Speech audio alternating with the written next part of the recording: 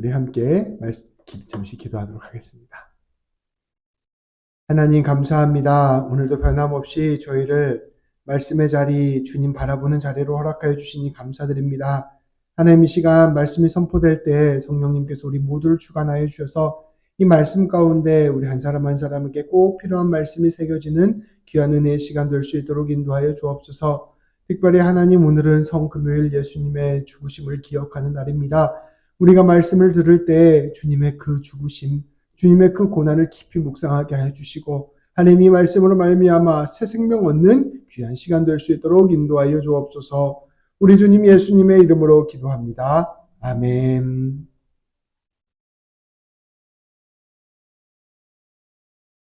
오늘은 우리 예수님께서 돌아가신 성금요일입니다. 그래서 우리가 평소에는 출애굽기 말씀을 계속해서 나누고 있었는데요. 오늘은 그 출애굽기 말씀을 잠시 멈추고 예수님의 십자가 고난을 묵상하는 말씀을 함께 나누고자 합니다. 우리가 오늘 함께 읽었던 히브리서 말씀은 우리 예수님의 십자가 고난이 어떠한 것인지를 우리에게 가르쳐주는 말씀입니다. 이 말씀을 통하여 우리 주님의 고난과 죽음을 묵상하고 그 죽음의 의미를 새기는 귀한 은혜의 시간 되기를 주님의 이름으로 축복합니다. 우리 오늘 말씀 나눌 때 먼저 19절, 20절 말씀을 함께 봉독하도록 하겠습니다. 우리 함께 봉독하겠습니다. 그러므로 형제들아 우리가 예수의 피를 힘입어 성소에 들어갈 담력을 얻었나니 그 길은 우리를 위하여 휘장 가운데로 열어놓으신 새로운 살 길이요 휘장은 곧 그의 육체니라. 아멘. 오늘 아침 말씀에서도 우리가 함께 나누었는데요. 예수님께서 십자가에서 못 박혀 돌아가셨을 때 여러 가지 일들이 일어났습니다. 여러 가지 일들이 일어났는데 그 중에서 우리 그 복음서는 평소에는 일어나지 않는 놀라운 일들을 하나하나 기록하였습니다. 예수님께서 오후 3시 정도에 돌아가셨습니다. 그런데 그 오후 3시가 되기 한 3시간 전 12시부터 온 세상이 깜깜해졌습니다. 온 세상이 깜깜해지고 또 예수님께서 돌아가셨을 때에는 온 땅이 흔들리는 지진이 일어났습니다. 땅이 터지기도 하고 심지어 죽었던 성도들이 살아나는 그런 일들도 일어났습니다.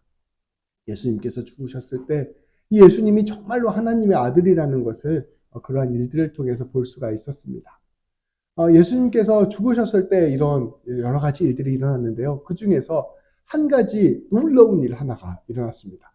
그것은 성전에서 있었던 휘장이 둘로 갈라진 것입니다. 이 휘장이 둘로 갈라졌다는 것이 무엇인지를 이해하기 위해서는 우리가 잠시 성전이 어떻게 생겼는지를 좀 알 필요가 있습니다. 그래서 제가 성전 사진을 잠깐 가져왔습니다. 예루살렘 성전은 총 3번 건축이 됩니다. 첫 번째 성전은 우리가 잘 아는 솔로몬이 지었던 성전. 두 번째는 스룹바벨이 돌아와서 지었던 성전입니다. 그리고 이 성전은 3번째 지은 성전입니다. 그래서 보통 헤롯 성전이라고 이야기하는데요. 함께 보도록 하겠습니다. 겉모습과 조금 전체적인 형태 모습은 조금 달라졌는데요. 구조는 예전이나 똑같습니다. 이 성전 안에 보시면 이 성전 안에 성소와 지성소로 이렇게 나눠져 있는 것을 볼 수 있습니다. 그리고 이 성소 안에 있는 지성소가 하나님이 임재하시는 공간이었습니다. 여기에서 그 모세가 받았던 십계명이 이 안에 있고 이 안에 그 언약궤가 있어서 이 안에 하나님이 임재하신다고 생각했어요. 근데 이 성소와 지성소를 나누는 이 가운데 막을 휘장이라고 불렀습니다. 근데 이 휘장이 둘로 쫙 갈라지게 된 것입니다.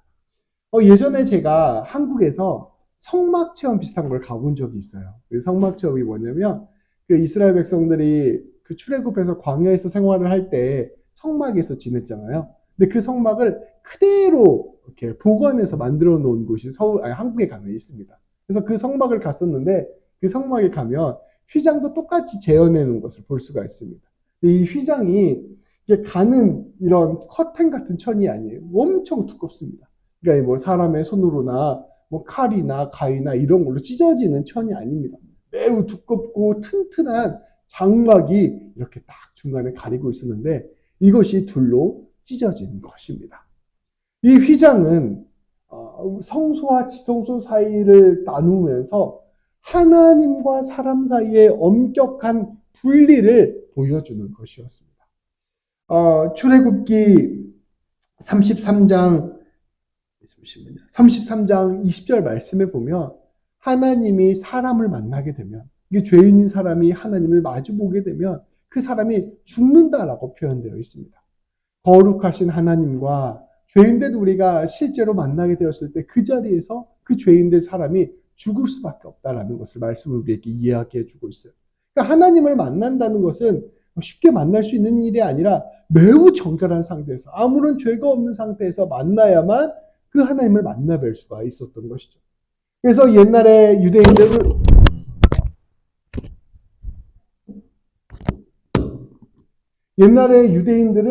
이렇게 성소와 지성소를 나누어 놓고 대제사장만 1년에 한 번 이 하나님을 만나러 들어갔습니다. 들어가기 전에 제사를 막 드려서, 속죄제를 드려서 모든 죄를 정결하게 하고 거룩하게 한 다음에 하나님을 만나러 들어가는 것이죠.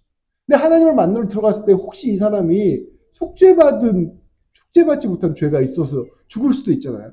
그래서 이 방울을 달고 들어갔습니다. 들어갔는데 방울 소리가 좀 이렇게 나고 이러면 살아있는 건데, 거기 들어가서 죽으면 방울 소리가 안 나잖아요. 그러면 이 사람이 흔들어 봐서 사람 죽었다 싶으면 그 줄을 맨 채로 들어가서 줄을 잡아 당겼다는 그런 이야기도 있습니다. 그러니까 하나님을 만나는 것이 매우 지엄한 일이었다는 거죠. 그 둘을 가르고 있었던 게 바로 휘장이었습니다. 이것은 하나님과 사람을 구분할 뿐만 아니라 사실은 사람을 하나님으로부터 지켜주는 그런 역할들도 하고 있었습니다. 그런데 우리 예수님께서 십자가에서 돌아가서 십자가에 못 박혀서 돌아가시는 그 순간, 예수님이 죽으신 그 순간 이 휘장이 둘로 갈라져 버린 것입니다. 휘장이 둘로 갈라져서 성소와 지성소가 이제 통하는 곳이 되어버렸습니다. 이것이 무엇을 뜻하는 것일까요? 이것은 예수님으로 말미암아 이제 우리가 하나님 앞에 들어갈 수 있게 되었다라는 것을 뜻하는 것이었습니다. 예수님으로 말미암아 이제 우리가 하나님 앞에 들어가서 하나님의 얼굴을 배웠고 하나님과 교제할 수 있는 상태가 되었다. 이제 예수님으로 말미암아 우리가 하나님 앞에서도 죽지 않는 상태가 되었다라는 것을 말해주고 있는 것입니다. 19절 말씀은 이렇게 선포합니다. 우리 함께 나누었죠? 19절 말씀은 이렇게 선포합니다. 그러므로 형제자매 여러분, 이제 우리가 예수님의 피에 힘입어서 담대하게 지성소에 들어갈 수 있게 되었습니다. 이제 여기 성소라고 번역되어 있는데 정확한 번역은 이 성소가 지성소입니다. 이제 우리는 용기를 내서 하나님 앞에 들어갈 수 있게 되었습니다. 왜냐하면 우리에게 예수님의 보혈이 덧입혀졌기 때문입니다. 이제는 우리가 죄인이었기에 지성소에 들어갈 수 없었고 하나님의 임재 앞에도 설 수 없었던 그 과거를 뒤로 하게 되었습니다.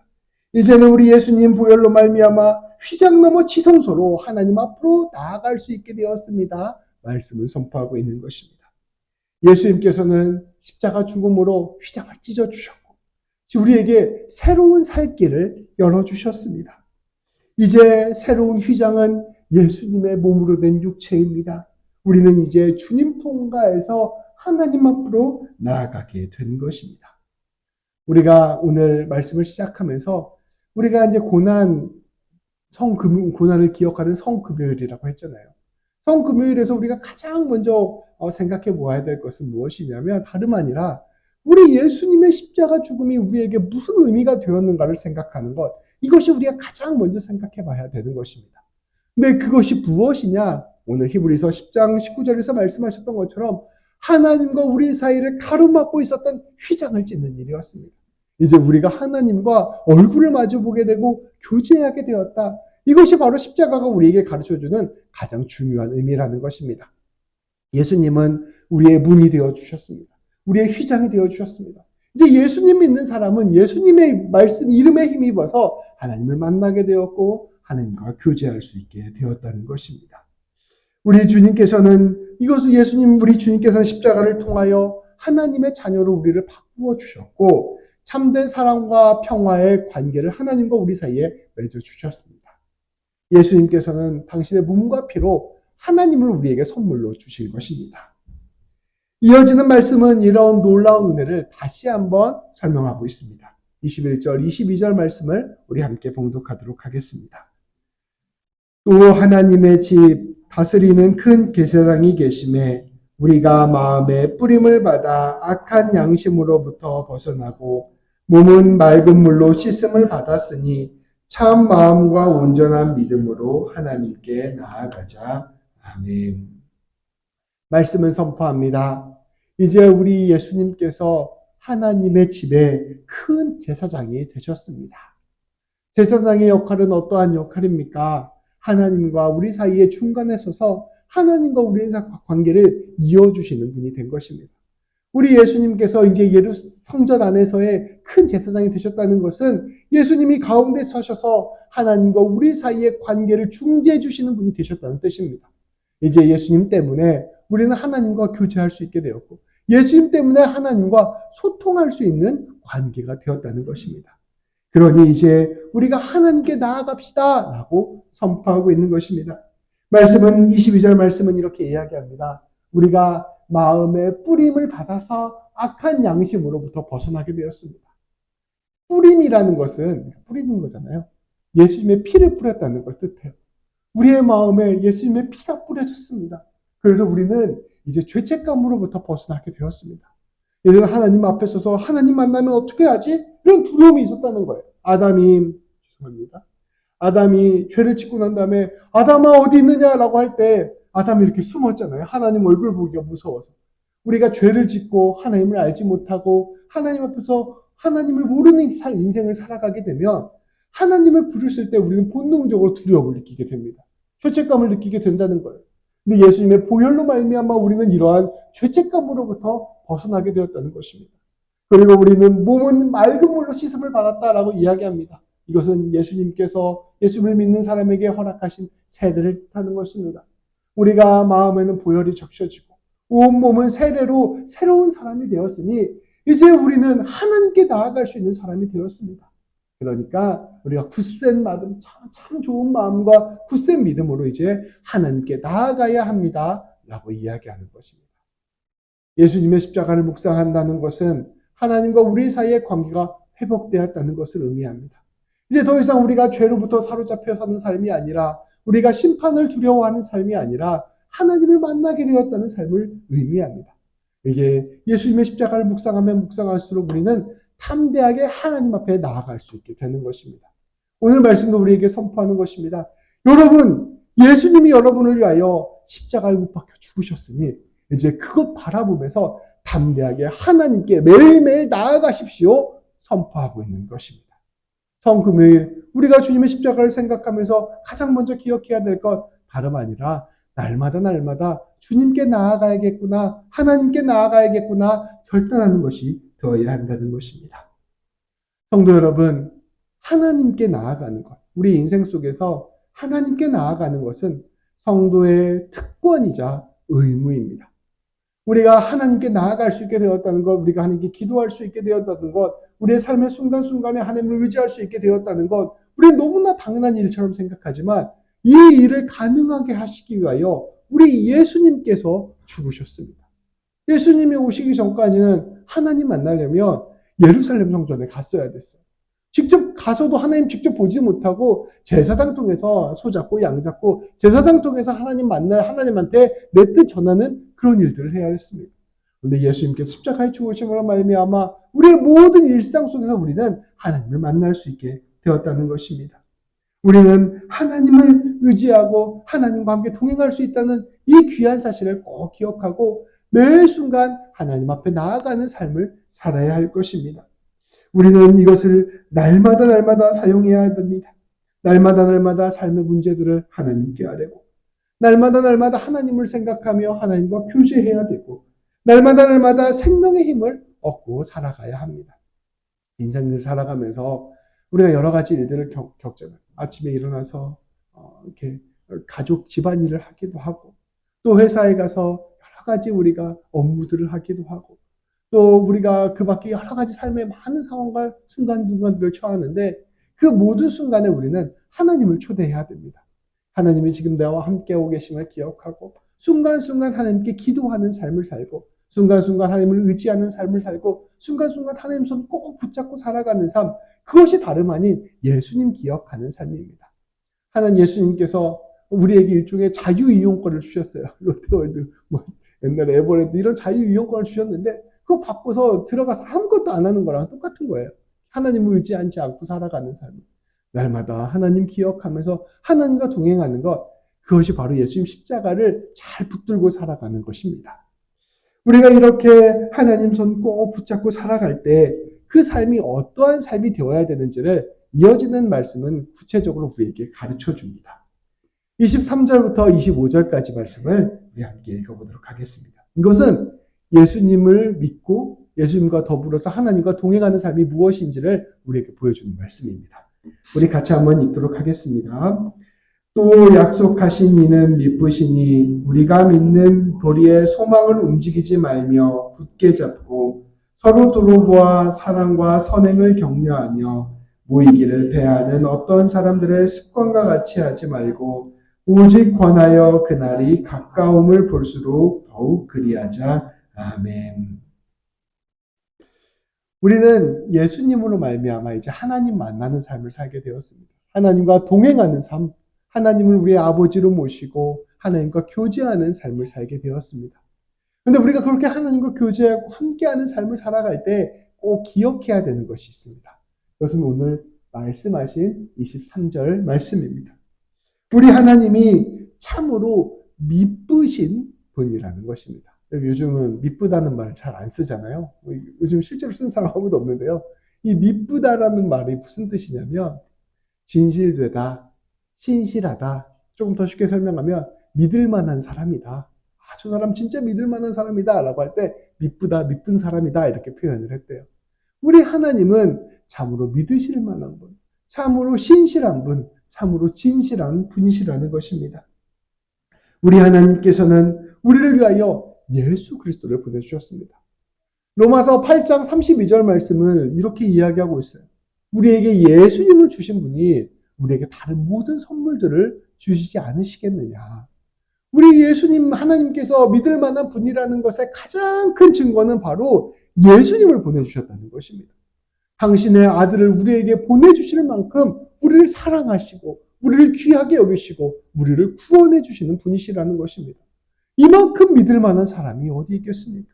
이만큼 내가 믿고 의지할 만한 분이 어디 있겠습니까? 그러한 점에서 미쁘신 분이라는 것입니다. 이 하나님이 참으로 믿을 만한 분이시니 우리 하나님이 우리와 끝까지 함께 하실 분이시니 우리 하나님께서 우리의 인생 책임져 주실 분이시니 이 하나님 꼭 붙잡고 걸어가십시오. 권면하는 것입니다. 우리 하나님께서 우리를 반드시 붙들어 주실 것을 신뢰하며 나아가라 말씀하고 있는 것입니다. 그러니 우리는 두려워하거나 불안해하거나 염려하지 말아야 합니다. 오직 하나님의 약속으로부터 오는 희망을 굳게 간직해야 할 것입니다. 하나님이 나를 사랑해 주신다는 것이 얼마나 큰 소망이 되는지를 우리는 기억해야 할 것입니다. 우리의 인생에 무엇이 우리를 참으로 안정감 있게 우리의 미래를 보장해 줄 수 있겠습니까? 돈입니까? 명예입니까? 권세입니까? 그런 것들도 물론 우리의 인생을 어느 정도 붙들어 줄 수 있겠죠. 그러나 온 세상을 창조하시고 당신의 아들까지 내어주실 만큼 우리를 사랑해 주시는 그 하나님이 우리의 인생의 가장 큰 소망이 되어주신다는 것입니다. 그 하나님 신뢰하고 두려워하지 말고 불안해하지 말고 하루하루 살아가게 되는 것, 그것이 바로 예수님 믿는 사람들의 삶이라는 것입니다. 이것은 막연하고 헛된 소망을 의미하는 것이 아닙니다. 내가 예수님 믿으니까 다 잘 될 거야. 내가 예수님 믿으니까 좋은 대학 갈 거야. 내가 예수님 믿으니까 부자 될 거야. 이런 것 뜻하는 거 아니에요. 아무것도 안 하면서 무조건 다 내가 하나님이 이루어 주실 거야. 이런 걸 뜻하는 게 아닙니다.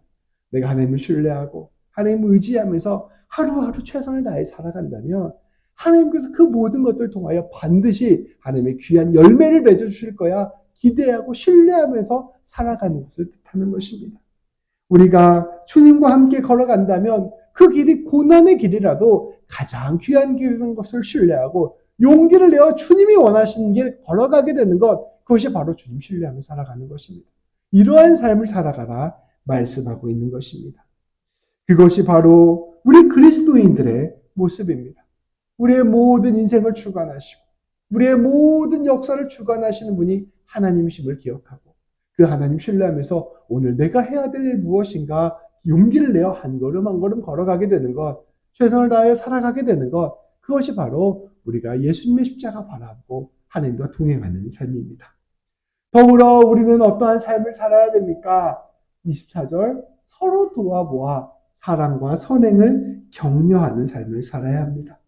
하나님을 아는 사람으로서, 하나님을 동행하는 사람으로서, 하나님과 순종하는 삶을 사는 사람으로서 그 일들을 감당할 때 내 곁에 있는 이웃들을 돌보고 살피는 삶이 바로 하나님과 함께하는 삶입니다.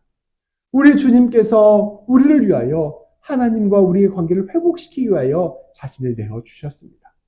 이 놀라운 영적 원리를 깊이 깨닫는 사람은 우리 예수님의 큰 사랑과 은혜에 붙들려 살아가게 됩니다. 자연스럽게 그 사랑에 매여서 그 사랑 닮아가는 삶을 살게 되는 것이죠. 그런데 내 곁에 있는 사람이 하나님을 만나고자 할 때, 우리 예수님 만나고자 할 때 어떠한 태도를 갖게 될까요? 그러한 사람은 자연스럽게 이 사람이 이 예수님 만날 수 있도록, 하나님 만날 수 있도록 똑같이 다리 역할을 하며 살아가게 됩니다. 이 사람이 주님을 만나고 하나님을 만나는 일에 내가 귀하게 쓰임받을 수 있도록 사랑과 선행을 베풀고 그 사람을 격려하고 도와두어서 함께 주님 만나고 사랑 나누는 그러한 인생 살아가게 된다는 것입니다. 그러한 삶이 바로 예수님의 십자가에 붙들린 삶입니다. 끝으로 우리는 25절 더불어 모이기에 힘쓰는 삶을 살아가게 됩니다. 우리 예수님을 믿는다는 것은 하나님과의 관계를 회복하는 것을 의미합니다. 이 하나님과의 관계를 회복하는 사람은 기본적으로 공동체적 삶을 살아가게 됩니다. 하나님과 나와의 사랑의 교제를 나누고 내 곁에 있는 사람과 하나님과의 관계의 교제를 돕고 그 안에서 함께 하나님을 섬기고 하나님을 사랑하고 함께 서로를 복돋아주는 믿음의 공동체의 삶을 살게 된다는 것입니다. 우리의 모임이 교회요, 우리의 모임이 하나님 나라라는 것을 고백하면서 그런 하나님의 나라를 함께 이루어가는 삶을 살게 된다는 것입니다. 우리는 예수 그리스도의 십자가 아래서 하나님의 은혜와 사랑을 고백하며 서로에게 믿음의 삶, 소망의 삶, 사랑의 삶을 격려해야 할 것입니다. 제가 카톡 프로필 거기에 써놓은 말인데요. 어떤 책을 보다가 굉장히 감명 깊어서 그걸 제가 써놨습니다. 그 글이 이러한 내용이 있습니다. 아델 베스타프로스라는 사람이 말한 말이래요. 처음 들어봤는데요. 이 아델 베스타프로스라는 사람이 이렇게 말했다고 합니다. 다른 사람을 참아주는 것이 사랑이요. 자신을 참고 견디는 것이 소망이며 하나님을 참고 기다리는 것이 믿음이다. 다른 사람을 참아주는 것, 이게 사랑이라는 것입니다. 우리 아까 이주수 집사님이 자꾸 임경미 집사에 놀렸는데 임경미 집사님이 꼭 참아주시는 것, 이게 바로 사랑이라는 것입니다.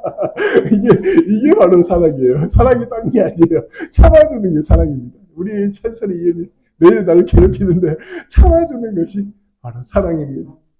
소망이라는 것은 무엇이냐면 내가 지금 좀 부족하고 연약한데 나를 포기하지 않는 것이 소망이래요. 내가 하나님께서 빚어가시면 더 좋은 사람 되겠지. 하나님의 은혜 가운데 아름다운 내 삶을 이루어가겠지를 기대하고 품고 참아내는 것, 이것이 바로 소망이랍니다. 믿음이라는 것은 무엇이냐? 하나님이 일하실 것을 신뢰하고 기다리는 마음이 믿음이라는 것. 믿음, 소망, 사랑이 사실은 다 오래 참음과 굉장히 밀접한 관계가 있죠. 하나님이 내 인생 가운데서 이루실 일을 기대하면서 오늘 하루 하나님이 아무 일도 안 하는 것처럼 보여도 참고 견뎌내는 것, 이게 바로 믿음이라는 겁니다. 믿음, 소망, 사랑을 이 오래 참음으로 설명하는 게 저는 기가 막히다고 생각을 했거든요. 사랑이라는 것은, 믿음이라는 것, 소망이라는 것, 사랑이라는 것은 바로 이처럼 우리가 내 자신을 참아주고 내 이웃을 참아주고 하나님을 참고 기다리는 것, 이것이 바로 믿음, 소망, 사랑이라는 것입니다. 그런데 이 일을 너무나도 놀랍게 해주신 분이 계십니다. 바로 우리 예수님입니다. 우리 예수님은 예수님 주변에 예수님을 이해하지 못하는 사람들, 심지어 예수님을 박해하는 사람들을 끝까지 다 참아주셨어요. 우리 예수님께서는 하나님의 아무런 응답이 없으시고 아무런 일도 안 하시는데 끝까지 참고 순종의 길을 걸어가셨습니다. 우리 예수님께서는 그 길의 끝에 하나님께서 이루실 그 소망을 기대하면서 묵묵히 자신의 길을 걸어가셨습니다. 믿음, 소망, 사랑을 통하여 놀랍게 궁극적으로는 하나님의 일하심을 드러내시고 그것을 통하여 하나님과 사람 사이의 그 다리를 이어주신 것입니다. 그런데 우리가 하나님을 믿는다는 것은 무엇일까요? 이 예수님 닮아가는 것입니다. 예수님 닮아서 우리가 이 말씀하셔서 하셨던 것처럼 하나님의 일하심을 참고 기다리며 하나님을 신뢰하며 하루하루 걸어가고 또 인생 가운데 하나님께서 반드시 가장 귀한 것, 선한 것 이루실 것을 신뢰하면서 하루하루 소망을 품고 살아가고 더 나아가 내 옆에 있는 이들도 하나님이 빚으시는 형상으로 자라날 때까지 참고 기다려주고 사랑해주는 것, 이것이 바로 우리 예수님 닮아가는 삶이라는 것을 오늘 말씀은 이야기하고 있는 것입니다. 귀한 성도 여러분, 오늘은 성금요일입니다. 예수님께서 돌아가신 날입니다. 예수님께서 얼마나 아프셨을까? 얼마나 힘드셨을까? 얼마나 지치고 어려우셨을까? 이런 것들을 기억하는 것도 성금요일을 보내는 좋은 방법입니다. 그런데 이 성금요일을 더 잘 보내는 방법은 예수님께서 왜 십자가에 못 박혀 돌아가셨을까를 묵상하는 것입니다. 예수님께서 십자가에서 왜 돌아가셨을까를 생각해 보면 그 안에 깊은 믿음과 소망과 사랑이 있습니다. 우리 예수님의 그 믿음과 소망과 사랑 때문에 우리는 하나님을 만날 수 있게 되었고 하나님과 교제할 수 있게 되었고 믿음과 소망과 사랑을 붙들고 살아가는 사람이 되었습니다. 그러니까 우리도 마찬가지로 십자가를 묵상하면 묵상할수록 하나님을 손을 꼭 붙잡고 믿음, 소망, 사랑의 삶을 살기로 결단하는 사람이 되는 것입니다. 내 인생에서 믿음으로 나아가야 될 것이 무엇인가? 하나님 붙들고 걸어가야 될 것이 무엇인가를 다시금 생각해보고 내 인생에서 여전히 품고 살아야 될 소망이 무엇인가를 생각해보고 내 인생에서 참아주어야 될 사랑이 무엇인가를 생각해보면서 우리 예수님 꼭 붙들고 하나님 붙들고 나아가게 되는 우리 모든 성도님들 되시기를 주님의 이름으로 축복합니다. 기도하시겠습니다. 하나님 감사합니다. 우리 주님 하나님이 우리에게 예수 그리스도를 보내주셔서 우리로 하여금 하나님 만날 수 있도록 인도하여 주시고 하나님의 은혜 안에서 다시금 새로운 인생 살아갈 수 있도록 허락하여 주시니 참으로 감사드립니다. 하나님 우리 귀한 성도님들 예수님 바라보며 하나님 바라보며 우리의 삶 다시 새롭게 할 수 있도록 인도하여 주옵소서. 하나님을 굳게 믿고 신뢰하며 한 걸음 한 걸음 걸어가는 믿음 허락하여 주시고 우리의 인생 가운데 하나님께서 이루실 그 놀라운 꿈들 기대하며 소망 품고 용기 내어 하루하루 살아가는 소망 갖게 해주시며 우리 이웃을 향하여 아버지 넉넉히 참아주고 품어주어 그리스도의 장성한 분량까지 그들과 함께하게 되는 사랑 가질 수 있도록 우리 모두를 지켜보아여 주옵소서. 그리하여 휘장을 갈라주신 그 예수님처럼 우리도 하나님 닮아 예수님 닮아 휘장을 가르는 인생 살아갈 수 있도록 인도하여 주시고 날마다 하나님 붙들고 귀한 주의 은혜를 이루며 살아가는 귀한 삶 살아갈 수 있도록 인도하여 주옵소서. 우리 주님 예수님의 이름으로 기도합니다. 아멘.